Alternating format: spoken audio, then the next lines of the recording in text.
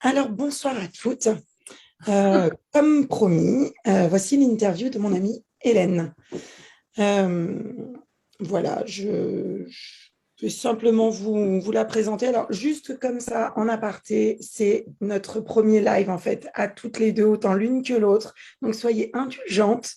Voilà, on a bien galéré pour la technique, etc. On va faire de notre mieux. Et voilà, l'idée, c'est de passer un bon moment. Et puis de vous présenter Hélène. Écoute, en soi, voilà, je vais vous faire passer les slides au fur et à mesure, à savoir que vous aurez un petit fichier avec tous les liens cliquables pour retrouver tout ce qui sera dit et tous les endroits où vous pouvez la joindre en fait. Donc, eh ben, ma douce Hélène, je te laisse te présenter. Merci à toi, Angélique. Alors, bonjour à tous, bonsoir même. Très heureuse de faire ce premier live avec toi. Donc, je m'appelle Hélène Jaunet, je suis fondatrice de l'Envol, cabinet de bien-être et de développement personnel en Haute-Savoie. Mais voilà, j'ai les cordes que j'aime, mon arc, me permettent de travailler, qu'importe le lieu où vous êtes, donc à distance ou en visioconférence. Voilà.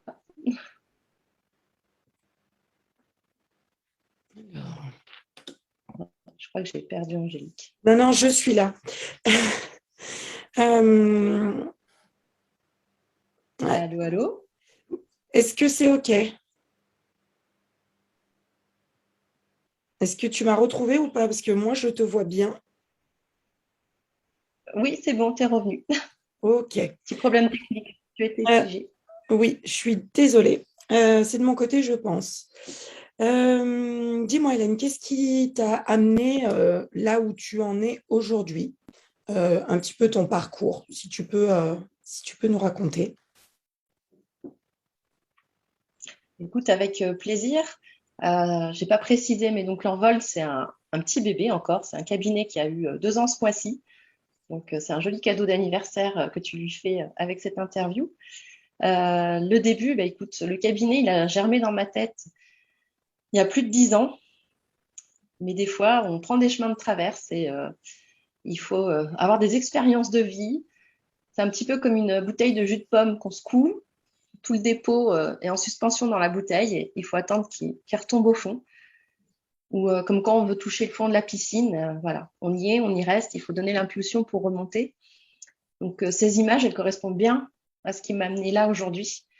Euh, Parce que pour y arriver, bah, j'ai fait 2 dépressions, j'ai fait un burn-out parce que j'avais pas compris les leçons des dépressions. Et puis petit à petit, bah, de m'occuper de moi, d'aller vers le développement personnel, ça m'a apporté beaucoup de choses. J'ai découvert de fabuleuses méthodes, dont le FT que je pratique. Après, c'est quelque chose qui était naturel en moi d'arriver à m'occuper des autres, puisque déjà, quand j'étais petite, c'était le cas. À l'école, j'allais toujours accompagner la personne qui était un peu maltraitée par les autres. J'écoutais toujours mes camarades. Euh, Au collège, je leur tirais les cartes aussi. Enfin voilà, j'ai toujours un petit peu dans l'accompagnement déjà de mes camarades d'école. Après, j'ai passé plus de 10 ans dans les pompes funèbres. Je suis comptable de départ, hein, un truc bien terre à terre, mais une dizaine d'années dans les pompes funèbres ont encore plus développé mes capacités d'écoute et d'empathie. Et quand j'ai pensé reconversion professionnelle, avant de tomber malade, je voulais vraiment être tournée vers les autres, les aider, mais que ce soit un cheminement différent, que ce ne soit pas forcément à travers le deuil ou à travers juste une oreille tendue, euh, comme ça, entre deux portes. Voilà, je voulais quelque chose de qualité et me retrouver dans quelque chose qui m'accompagnait depuis si longtemps. Donc voilà, tout ce qui OK. m'a amené, c'est l'amour de l'autre, l'amour de l'humain, de revoir des étoiles dans les yeux, des sourires sur les lèvres, des visages qui se détendent. Et aujourd'hui, voilà, je m'accomplis, je m'épanouis et ça me fait du bien. Je fais du bien aux autres aussi. Et c'est parfait comme ça. Génial. Tu fais de ton mieux, quoi. Exact. Tu me fais penser à ton logo, mais je t'en reparlerai tout à l'heure. Ok, ça marche. Alors, essentiellement, là, tout de suite, maintenant, tu as trois cordes à ton arc, le FT, Mm. tu en as vaguement parlé, le coaching et le Laoshi.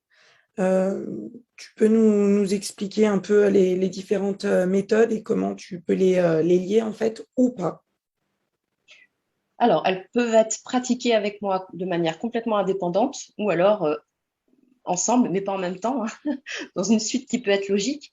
En fait, je crois qu'il n'y a pas d'ordre précis actuellement. Il y a des personnes que j'accompagne en coaching, que j'ai accompagnées avant en EFT, et puis des fois, c'est l'inverse. On commence du coaching et on se rend compte qu'il y a des choses à nettoyer, on utilise l'EFT. Je vais vous détailler après ce que c'est les trois. Euh, Après, si on voudrait être dans quelque chose peut-être de parfait, ça serait commencer par du Laoshi parce que ça vient en fait nettoyer tous nos corps subtils, nos corps énergétiques, nos chakras, nos organes, nos pensées. C'est un soin énergétique qui est très puissant. C'est ce que j'ai acquis en dernier, mais donc je déroule le parchemin à l'envers. Mais c'est une méthode qui active tout ce qui est soin d'acupressure. C'est comme l'acupuncture, mais sans les aiguilles. Et ça, c'est ce que je pratique en EFT. Donc, c'est vrai que si on veut faire de l'EFT avec moi, l'idéal, ça serait déjà de commencer par le Laoshi pour pouvoir activer et renforcer ces séances de EFT. Ça ou ces séances d'ailleurs. Euh, voilà, donc le Laoshi, je le pratique au cabinet en présentiel. Je peux le faire aussi en distanciel. Donc, on n'est pas en visioconférence. C'est vraiment à distance. J'ai déjà fait avec plusieurs personnes et honnêtement, enfin, les résultats sont les mêmes qu'on soit en présence ou à distance. J'ai testé, Oui. je confirme. Pour ce qui est de l'EFT, donc l'EFT, c'est Emotional Freedom Technique. Ça a été mis au point par Gary Craig dans les années 90 aux États-Unis. C'est une méthode qui est très répandue et très reconnue là-bas parce qu'ils l'utilisent dans les écoles, dans les prisons, dans les hôpitaux, parce que le champ d'application est très, très vaste. En fait, c'est une technique de libération émotionnelle, en français, qui permet d'enlever vraiment beaucoup de choses. Et la liste, elle serait trop longue si je vous disais tout, donc on va raccourcir un peu.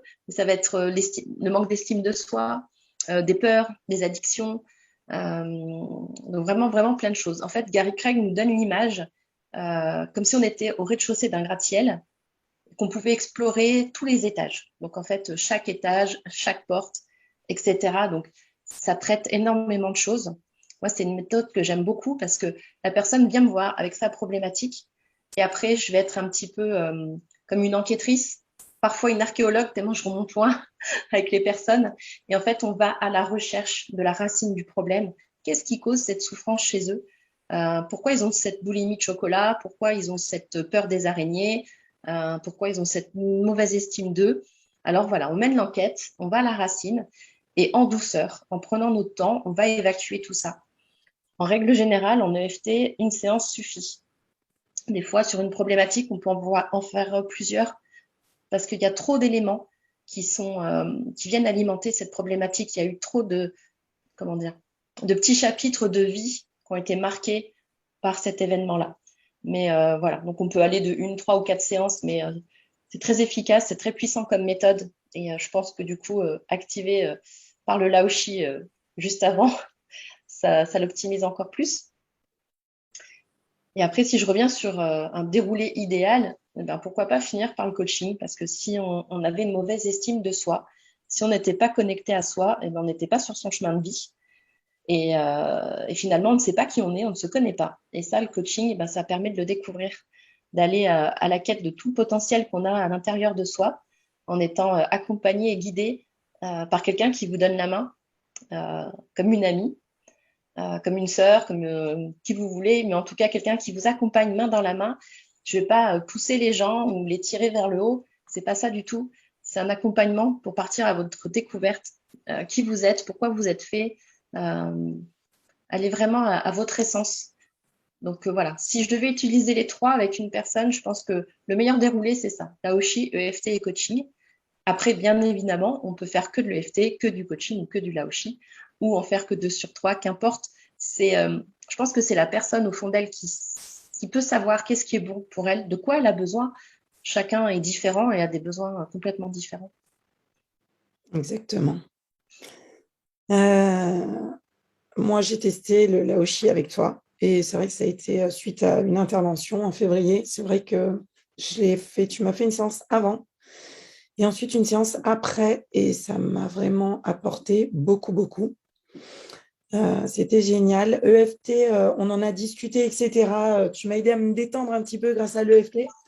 Euh, Tu as aidé Owen aussi, mon fils, qui le refait régulièrement quand il n'est pas top, qu'il a du mal à dormir, il s'en rappelle.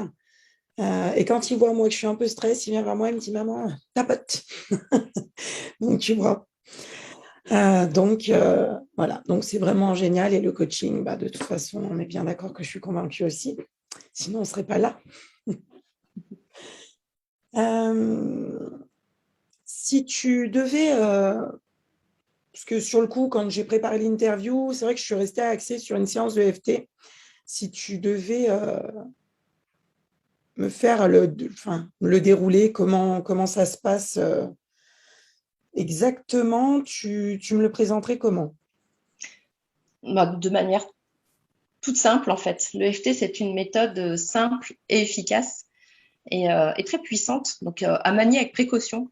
Euh, Parce que voilà, on peut, si on est mal accompagné ou si soi-même on le fait mal, on peut induire l'effet inverse. Je prends toujours l'exemple de quelqu'un qui voudrait arrêter de fumer, qui se servirait mal de l'EFT et risquerait peut-être de fumer 2 fois plus. Donc, le déroulement d'une séance d'EFT, c'est simple. On part sur la problématique de la personne qui va peut-être venir me voir et me dire, voilà, j'ai un problème d'estime de moi. On me propose, c'est un exemple réel, on me propose une opportunité professionnelle en or, mais j'hésite à dire oui parce que je suis incapable, je suis nulle, voilà, ça va pas. Comment on peut débloquer ça? Alors, bah, c'est là où je vais revêtir ma tenue d'enquêtrice. On va aller chercher, main dans la main, euh, qu'est-ce qui a causé ça? Depuis quand la personne a cette mésestime d'elle-même? Et en remontant comme ça dans le temps, on s'aperçoit qu'un jour, malheureusement, un adulte a une parole pas agréable, mais qui restait ancrée chez l'enfant, puis chez l'adolescent qui a grandi et qui est devenu un homme, et qui du coup n'arrive pas à saisir cette opportunité professionnelle. Donc une fois qu'on a retrouvé cette situation, qui est venue faire germer cette graine de mauvaise estime de soi, on va travailler sur cette situation. Et on va toujours travailler sur l'émotion que la personne ressent à aujourd'hui. Parce que l'émotion du petit garçon, c'est pas la même que l'adulte, hein. Oui. Donc on travaille au moment présent. Même si c'est un événement passé, on va travailler dessus et on va travailler sur l'émotion ressentie et son intensité. Et au fur et à mesure, la personne va me livrer ses mots. Qu'est-ce qu'elle ressent? Qu'est-ce qu'elle en pense? Voilà, elle va verbaliser tout ce qu'il y a autour de cette histoire, de cette séquence de sa vie. Et on va pratiquer ce qu'on appelle une ronde EFT. Donc, une ronde EFT, c'est une activation de points d'acupressure. Donc, il y a le point karaté sur la tranche de la main. On va venir tapoter sur le chakra coronal, comme la photo que tu as choisie, entre les sourcils, le côté des yeux, sous les narines, sous la lèvre inférieure, sous les clavicules. Ceux qui nous regardent ce soir ou en différé pourront retenir ce point. C'est le point magique qui vraiment libère des hormones de bien-être. Donc, il est extra. Sur le côté de la poitrine, sous la poitrine. Et on finit par activer le point donc, au niveau des poignets. Et après, on va inspirer et puis vraiment souffler. On va vraiment se débarrasser. Et il y a vraiment un ressenti physique. Et ça aussi, je vais toujours demander aux personnes qu'est-ce qu'elles ressentent là, maintenant, physiquement. On va travailler là-dessus aussi. Mais voilà, quand elles soufflent, on sent vraiment qu'il y a quelque chose qui part. Elles déchargent ce qui les empoisonnait, ce qui les handicapait.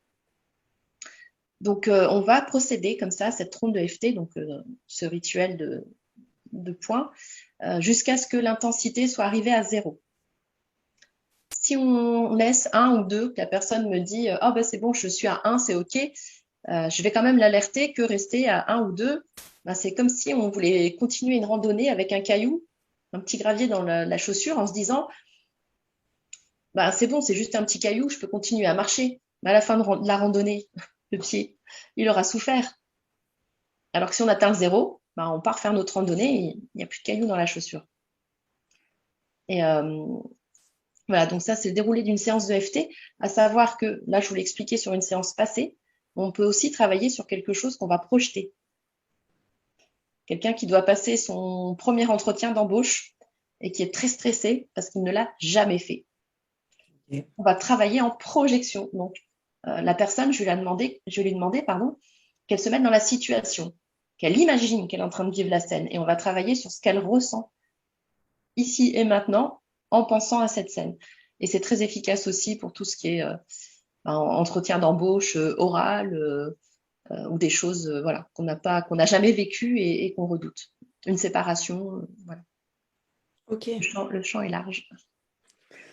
Ok. Alors, après, pour mémoire, juste je rappelle euh, que voilà, il y a une page avec tous les liens qui est là en direct et qui sera proposée également sur le direct de Facebook pour que vous puissiez aller revoir et, euh, et avoir toutes les informations dont vous auriez besoin.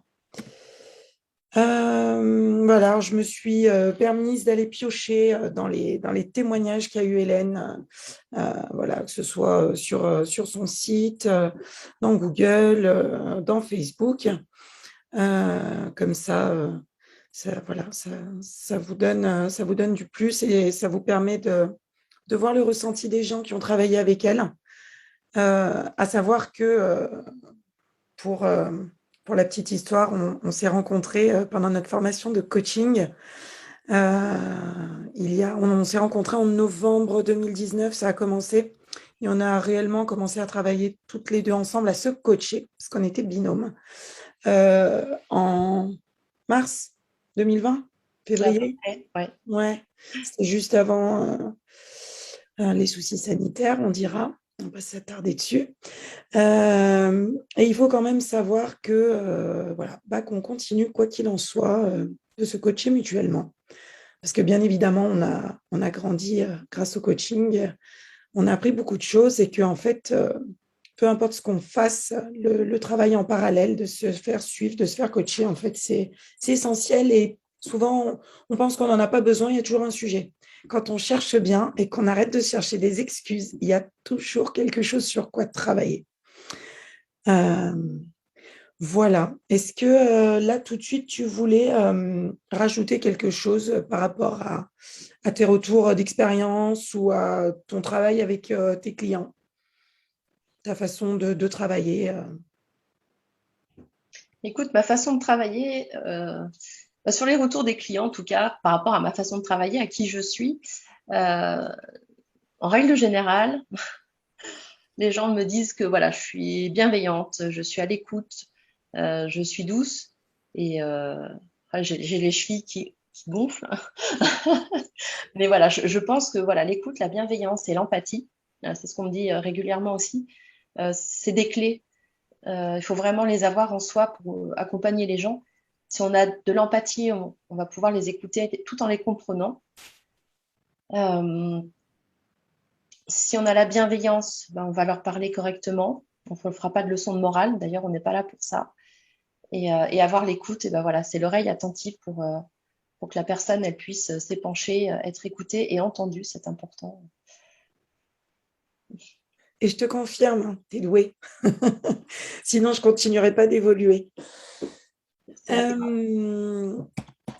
Alors, parce que bon, on est là aussi, hein, tout ça, tout ce qu'on fait, on ne va pas se mentir, hein, c'est pour le bien-être, celui des autres, mais c'est un peu notre mission de vie, mais aussi le nôtre de bien-être.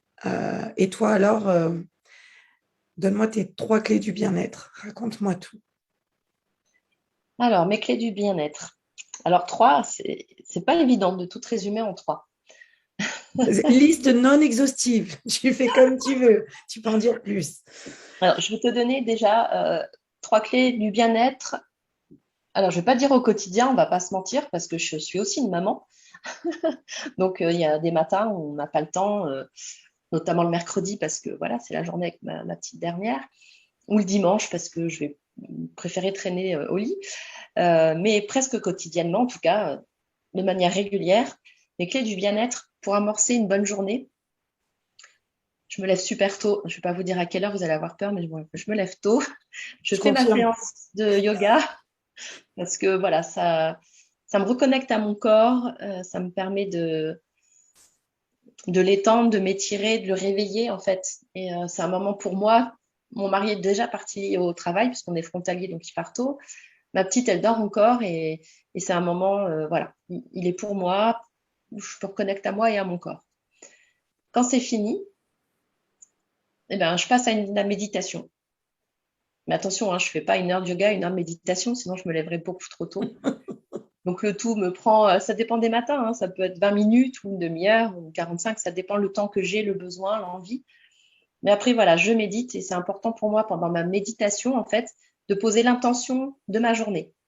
Donc l'intention va être une journée réussie, une journée lumineuse, une journée sympathique. Voilà, ça dépend ce que j'ai à faire ou de quoi j'ai besoin en ce moment. Voilà, donc ça, c'est déjà mes deux clés du matin. Et la troisième, eh ben, c'est prendre le temps de s'écouter. Écouter notre petite voix intérieure, qu'est-ce qu'elle nous dit, sur quoi elle nous alerte, qu'est-ce qu'elle nous conseille. J'ai mûri tout ça pendant de nombreuses années parce que ça me faisait toujours douter, j'avais peur et je recevais d'autres infos, je ne savais pas quoi en faire. Je mettais ça de côté et puis finalement, ça, c'est une mauvaise clé de mettre de côté. Si j'ai un conseil à donner, c'est cette clé d'être à l'écoute de soi, de sa voix intérieure, elle est primordiale. Et d'ailleurs, c'est celle qui passerait presque avant les autres parce qu'en s'écoutant, eh ben, on fait du yoga, de la méditation, ça peut être des étirements ou lire quelques pages d'un livre, pourquoi pas. Mais au moins, on a pris du temps pour soi et on peut avoir de la gratitude et s'offrir de la gratitude chaque matin en se disant merci Hélène, parce que tu as pris ce temps-là pour toi. Et ben, ça n'a pas de prix, j'ai envie de dire. Et après, les autres clés du bien-être, ben, je pense que, alors c'est pas au quotidien, mais dans la vie en général, c'est pas faire de suppositions. Et quand on a quelque chose à dire à quelqu'un, voilà, savoir le dire gentiment, mais plutôt interroger à la place de supposer. Et des fois, on se rendra compte qu'on peut croire que quelqu'un a une colère contre nous, alors qu'en fait, pas du tout. C'est juste que cette personne, en ce moment, n'est pas bien ou a vécu telle chose dans sa journée. Et en fait, on se libère, on lâche prise parce que voilà, on a simplement osé poser une question, pardon. Une autre clé, tu en parlais tout à l'heure, Angélique, ben, c'est vrai qu'on a la chance et le privilège d'être binôme de formation de coaching, d'être devenus très amis suite à ça.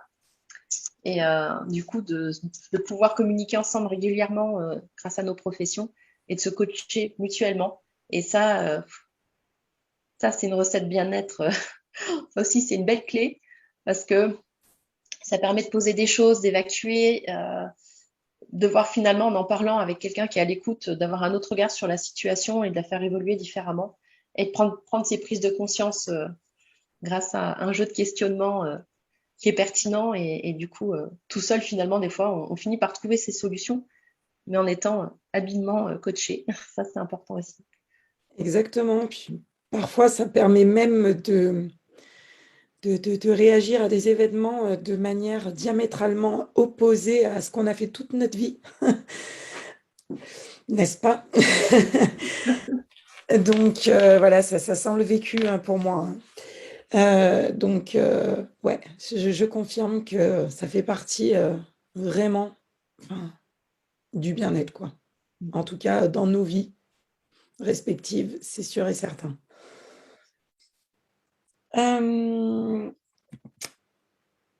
Dis-moi, parce que moi je sais, mais les gens ils savent pas, qu'est-ce que tu as à nous proposer à venir? Qu'est-ce que tu vas faire voilà, d'ici cette fin d'année ou peut-être l'année prochaine?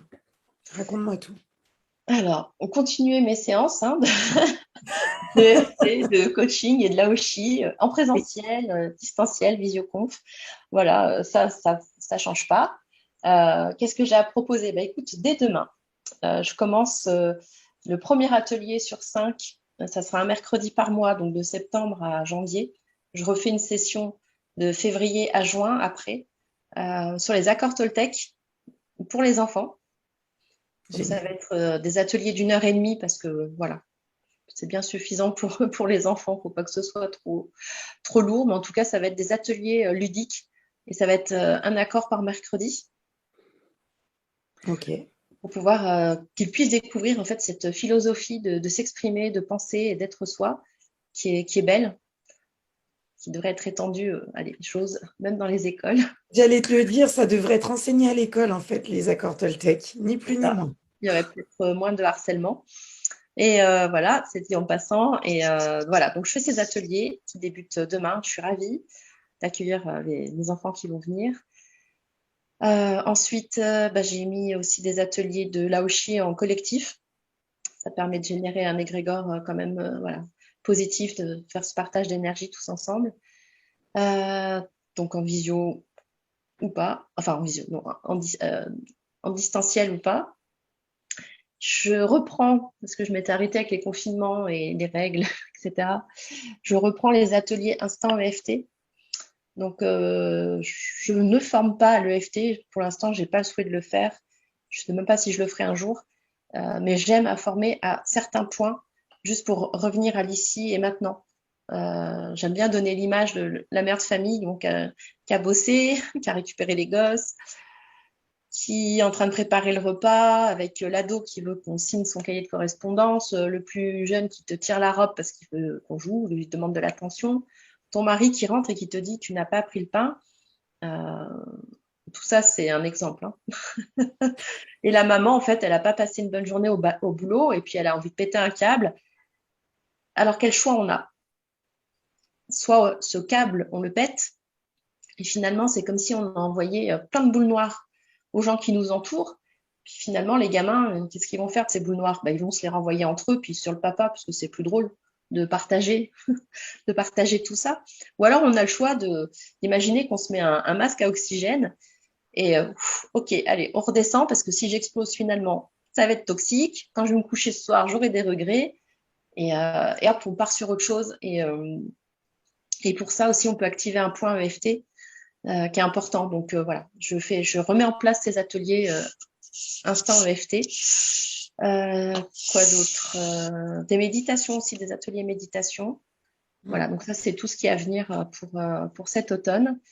Et comme j'ai commencé mon initiation chamanique avec Onma Suk, qui est une grande chamane mongole, je voudrais commencer à mettre certains soins dans les services j'aime pas le mot service, mais dans ce que je peux proposer aux personnes qui viennent me voir. Est déjà prévu un prochain entretien, un prochain moment entre nous deux. Justement, on en avait parlé, je crois qu'on a parlé du mois de décembre, il me semble, à propos de ton côté, du côté chaman, en fait. Tu te Oui, souviens? oui, oui, je dis pas les dates, hein, je les ai pas en tête, il y en a trop. Non, non, non, non, mais enfin, moi, je suis sûre et certaine que c'est en décembre. Donc, parce que j'ai le déroulé hein, chaque mois, là, jusqu'au mois de janvier, Ouais. voilà, il y aura des interviews, des moments, des instants partage. Et au mois de décembre, ça sera, tu pourras nous expliquer justement ta voix chamanique et tout ce que d'ici là, peut-être tu auras déjà mis en place et tu proposeras. Ouais, je confirme ça en décembre. En fait, je parlais de toutes les dates de ce que je viens de dire. Oui, oui, oui. Le plus simple, c'est d'aller sur mon site ou sur Facebook dans les événements, il y a tout. Mais oui, effectivement, ça sera intéressant de pouvoir explorer mon côté chaman au mois de décembre. Ouais, est-ce qu'il y aura encore beaucoup d'avancées? Euh, voilà. Alors, voilà, là, je vous partage le site Facebook, l'Insta. Je redis que je vais reglisser une page PDF en fait avec des liens cliquables avec tous les liens qui ont été partagés sur ce petit diapo. Je voulais parler tout à l'heure, avant que je zappe et tout ça, de ton logo, de ton joli logo, qui à chaque fois, du coup, à chaque fois que je vois un colibri, peu importe, en dessin, en peinture, à la télé, voilà, pour moi, dans ma tête, dans mon esprit, le colibri égale Hélène. Hein, voilà, c'est indéniable. C'est marqué au fer rouge. Et en fait, euh, moi, pour moi, dans mon esprit, dans mon explication à moi, voilà, je sais, je vois pourquoi. Tu peux nous expliquer quand même ton colibri? Bien sûr, avec plaisir. J'adore. Alors, le colibri, merci à Pierre Rabhi d'avoir transporté ce conte amérindien jusque par chez nous. Le colibri, bah, c'est l'histoire d'un petit colibri dans la forêt amazonienne qui est face à un incendie dans la forêt et tous les animaux fuient au bord de la rivière, ils vont vers l'eau, logique, hein. Et puis il y a le tatou et je ne sais plus quel animal qui s'énerve après le colibri parce que faut savoir, hein, c'est un oiseau qui est tout petit, qui bat très très vite des ailes. Là, c'est presque entre un papillon et un petit oiseau presque. Bref, il remplit son petit bec de gouttes d'eau et il va éteindre, enfin, il essaye d'éteindre l'incendie. Et, euh, et le tatou et l'autre animal lui disent, mais enfin, tu vois pas que tu es ridicule avec ton petit bec, c'est pas que tes 3 gouttes comme ça que tu vas éteindre l'incendie, arrête, tu nous fatigues. Enfin voilà, il l'agresse. Et le colibri, très sûr de lui, il leur explique qu'il fait sa part. Manière de dire que si tout le monde fait sa part, peut-être on peut éteindre l'incendie. Je vous invite à lire l'histoire qu'on trouve facilement en livre ou autre. Et quand je cherchais mon logo, bon, je fais du dessin aussi, je fais beaucoup de... Enfin, je faisais, parce que là, avec le cabinet, j'ai eu un peu moins de temps, j'ai fait beaucoup de formations, mais je vais m'y remettre. Voilà, beaucoup de dessins, beaucoup de pastels. Donc, j'ai gribouillé plein de trucs, je montrais à mes enfants, à mon mari, à chaque fois, on me disait, ah non, ça va pas, ça va pas, ça va pas. Puis à un moment, je sais pas, il est venu, paf, le colibri, et c'était tellement logique. Pourquoi Alors, pourquoi Pour plusieurs raisons. Pour cette histoire que je viens de vous conter, rapidement, parce que quand je me balade, souvent j'ai un sac plastique et je ramasse les déchets. J'ai toujours dit, je fais ma part, je fais le colibri. Et puis du coup, c'était une évidence pour le cabinet. Pourquoi Parce que, quelle que soit la méthode que vous allez vouloir travailler avec moi, il va falloir que vous fassiez votre part. Il ne faut pas attendre de moi que j'ai une baguette magique et que je vais changer votre vie par enchantement. Je voudrais bien, hein, mais personne n'a ces capacités-là, ou celui qui vous dit, ben, faut pas l'écouter, hein, ça serait un sacré mensonge. Si vous ne faites pas votre part dans votre démarche de changement dans votre vie, on ne pourra rien faire pour vous. Donc, à l'image du colibri, il faut faire sa part. Donc voilà, ça avait une résonance vraiment, tu vois, sur plusieurs points de vue. Génial. J'adore quand tu racontes l'histoire du colibri. Parce que moi, j'arrive jamais à retenir qu'il y a ce fameux tatou au milieu et j'ai pas toujours tous les bons mots. Je te remercie en tout cas, Hélène, pour ton partage. Est-ce que tu avais d'autres choses à nous partager ou que tu avais envie de partager ce soir? Alors écoute, pour ce qui concerne Hélène Jaunet, le cabinet L'Envol, je pense que j'ai dit plein de choses. Là, ce que je voudrais partager, eh ben, écoute, c'est un beau message d'amour, de paix, de lumière à tout le monde. Et dire aux gens qu'il faut vivre ses rêves et pas rêver sa vie, parce qu'elle passe très vite, Oui. et qu'il faut les réaliser, pas attendre que quelqu'un fasse à notre place. Voilà, donc ça aussi, c'est une dédicace à mes enfants, parce que j'ai 2 grandes, c'est vrai que j'ai beaucoup parlé de la petite, mais voilà, j'ai 2 grandes étudiantes, donc elles sont pas là. Elles sont autonomes et voilà, je les ai vraiment élevées pour qu'elles prennent leur envol, sans faire un jeu de mots avec mon cabinet.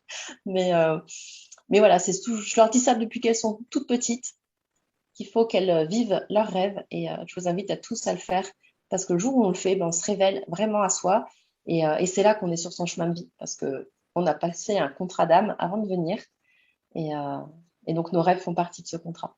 Et rien que tel de les réaliser que de les vivre, tout simplement. Eh ben, tu vois, elle tombe à pic, la citation de Gary Craig. Je te remercie en tout cas d'avoir pris le temps de répondre à mes petites questions qu'on avait préparées, etc. Mais un petit peu, mais peu importe, d'avoir pris le temps de partager et d'y avoir mis autant de cœur. Voilà, il y a un jeu concours qu'on a préparé. Normalement, vous avez eu toutes les infos sur nos pages respectives. Le tirage au sort aura lieu le 28 septembre sur ma page à 20h. Et voilà. Que dire d'autre?